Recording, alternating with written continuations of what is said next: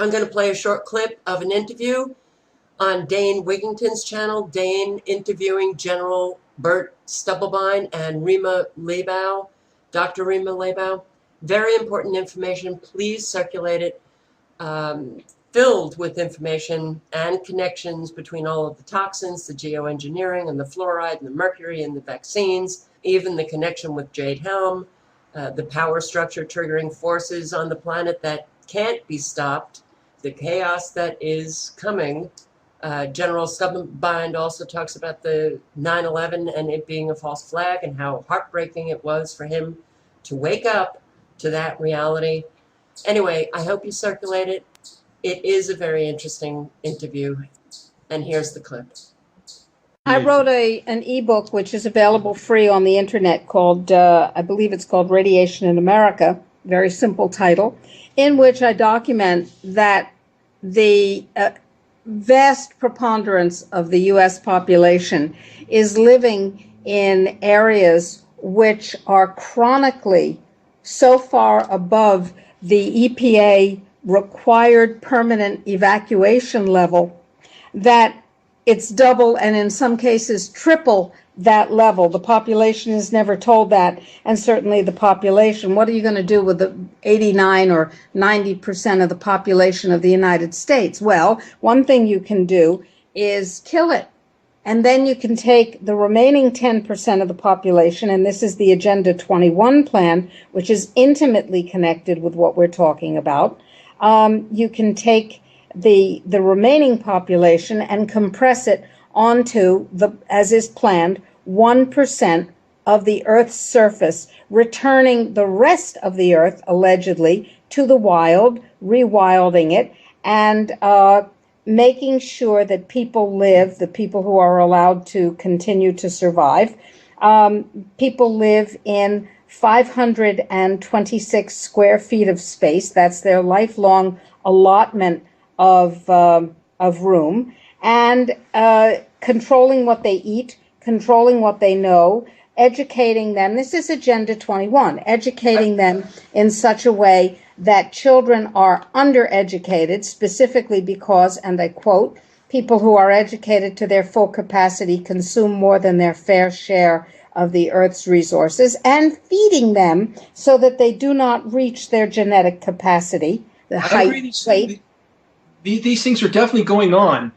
Are these plans, I believe, have been implemented. What I would argue is that the power structure has now triggered mechanisms on the planet that cannot be turned off, that will keep any of these plans from reaching fruition.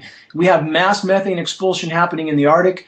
We can relate that to climate engineering as well. We know that climate engineering has altered upper level wind currents. That's altered ocean currents. We have warm water now pumping into the Arctic. We have a shredded ozone layer, which is adding to the thermal energy buildup on the planet, which, by the way, we're building up thermal energy on planet Earth right now at the rate of 4 Hiroshima bombs per second, 400,000 per day. That's how fast heat is building up, and climate engineering is making it worse, not better. In addition to being tied to every single thing we've discussed here, there is nothing that you can't in some way connect or tie to climate engineering. Exactly. You got it. That's my point.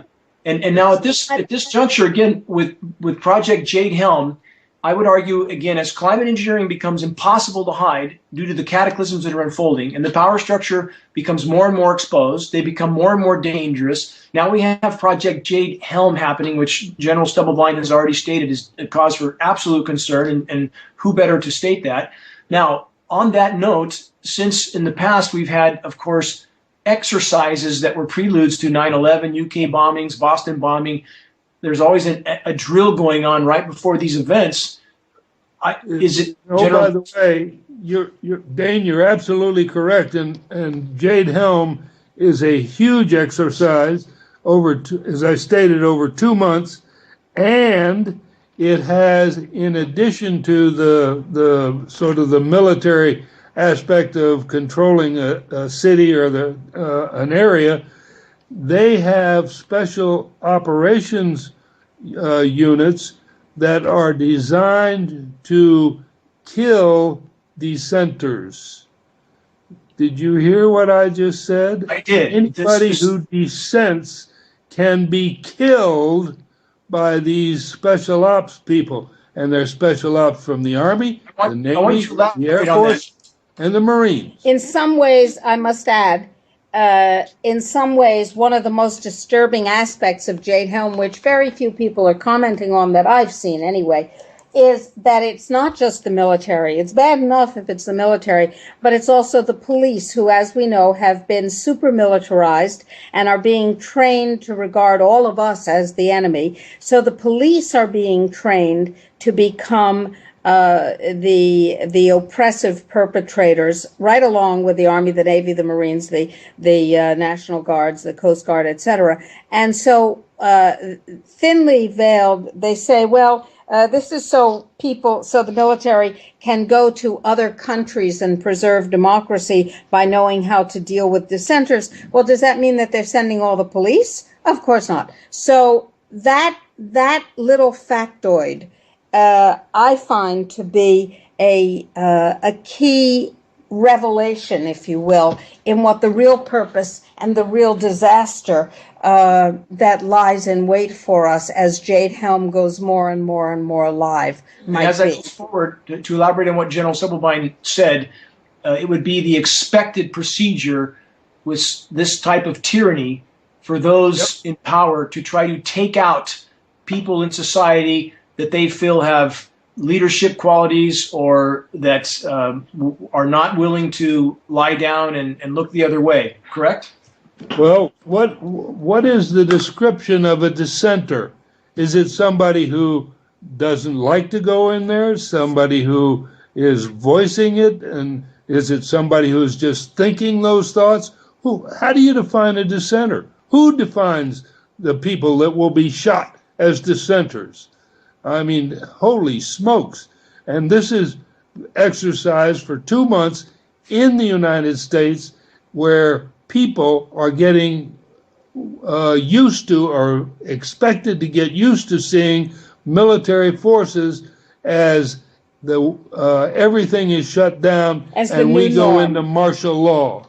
Well, Now, on that note, there's Martial law across the country. and that gets to not thinking clearly. That gets to the fluoride, which is also synergistically toxic with the aluminum being sprayed. So the aluminum is being sprayed, the mercury is being injected, and the fluoride is being consumed in toothpaste, water, etc. And all of this is leading to a state of cognitive apathy, so that people are willing to accept this kind of thing instead of saying, no, not here, not now, not ever.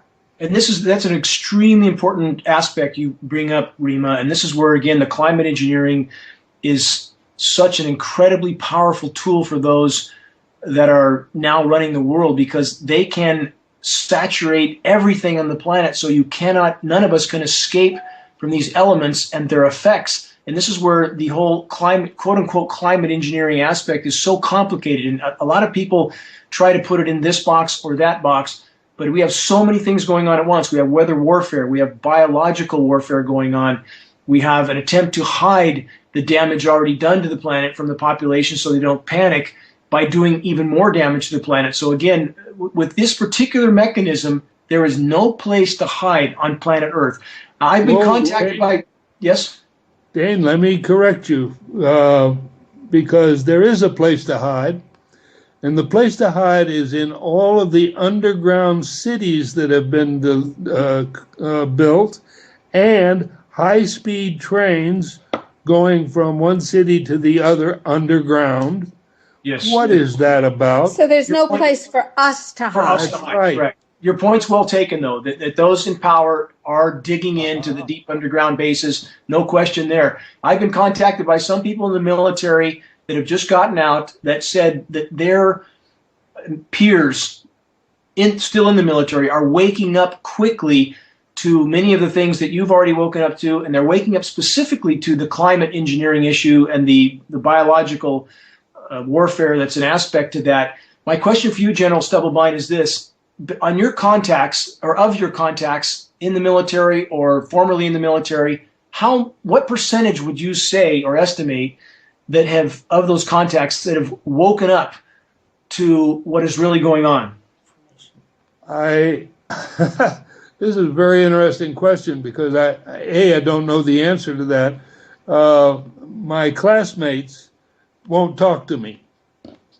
General Stubblebine was thrown off the class My of 52 class list. list because he posted a joke about the very, very risible George W. Bush during his time as the twice unelected president of the United States. And his classmates assumed that that meant that General Stubblebine was unpatriotic and was unfit to speak to the other West Point graduates. They won't allow me to speak or to be part of their system. Period.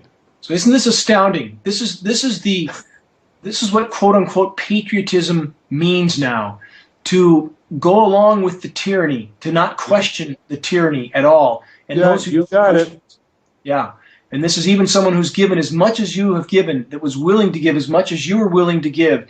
Even you were ostracized. And Yep. I would argue this of what we face, that no matter what plans they have in place, and no matter how willing to conform many in the military still likely are, that the level of chaos that we will soon face will make it impossible for those in power to carry out the plans they have in the way they plan to carry them out, because those who they have recruited to carry out those plans will be more concerned about their own families that will be caught up in that same chaos. And I think we are in absolutely uncharted water here. Let me ask you this, General Stubblebine, that certainly there must be some of your contacts that you feel know this is going on. And I've the people from the military that have contacted me recently that are now helping us to expose climate engineering, they seem to indicate, at least within their ranks, that many are waking up and becoming increasingly reluctant to carry out this kind of tyranny. Based on, again, your history in the military, what would you say, based on the scenario I described and the kind of chaos that is likely coming very soon, what percentage of the military do you think, given that scenario, would wake up and realize what's going on and refuse to participate? I think it would be relatively small initially. It would probably grow as the martial law comes down hard with a hammer, as dissenters are either killed or taken off to prison somewhere, to a FEMA camp. But my guess is right now, not very many of us have awakened as I have. Running counter to that, we have to look at Obama's purge of hundreds of high-ranking military Yep. people, and we have to ask, were these the people who were most awake? Were these, for instance, the folks who were saying, no, I will not bomb Iran with a nuclear weapon? Not going to do that, sir, Commander-in-Chief though you may be. If that is true, that is the accurate scenario, then these discarded military leaders may very well form the core for the awakening, for the mobilization of the awakened that you're talking about. This is going to be bloody and brutal and terrifying. This is not going to be fun.